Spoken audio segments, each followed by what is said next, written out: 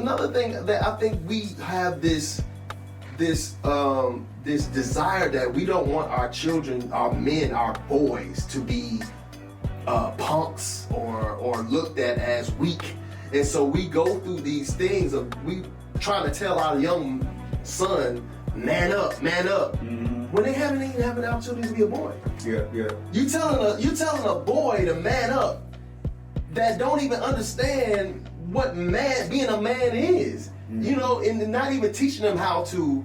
I think right now, this is like if I was a father now, this is the things that I would teach my son. I would tell my son how to be in touch with your emotions, understand your emotions, question and analyze everything that you feel and think. That you can cry if you want to cry. So why don't you think men of these days are not in touch with their emotions, and what are some of the things they can do outside of crying to get them in touch with their emotions? Because for me, I would say it's hard for me to cry. But when I do, it's such a release. Oh yeah. And I would like to cry more. I definitely want to cry more. But I just wasn't brought up that way. It's about understanding it. You know what I mean? It's about understanding. So I'm a big advocate for mental health therapists. Going to see therapists. Like I see a therapist at least twice a month now, and then I'll taper it back down to maybe like once a month once I feel like I'm in a good spot, right? But it's about feeling something and understanding where that feeling came from. You know what I mean? Whether it's a cry for joy, whether it's a cry for sadness, and whether it's not a cry. Why am I angry? Why am I anxious? Why am I making these decisions that I'm making?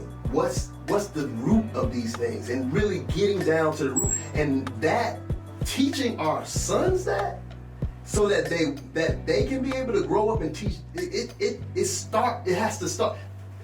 Just like the generational curses are handed down, good habits can be handed down as well. And I think those are great habits to be able to say, okay, listen, son, I know that you're angry, but why are you angry? Let's talk about it. Let's deal with it. Instead of shut up, man up. Dry your eyes. Sit down somewhere. Go in your room. Do your work. Right. You know what I'm saying? Because I said so. Because I said so. You know what I mean? Because that creates more trauma, toxic behaviors, and then we in turn make decisions based on it's enough trauma as a man, black man in America, right? But then turn around and add in drug use or poverty or the things that we go through as children. You add those things on top of being black in America, then it's very difficult. It's very difficult to get over that hump.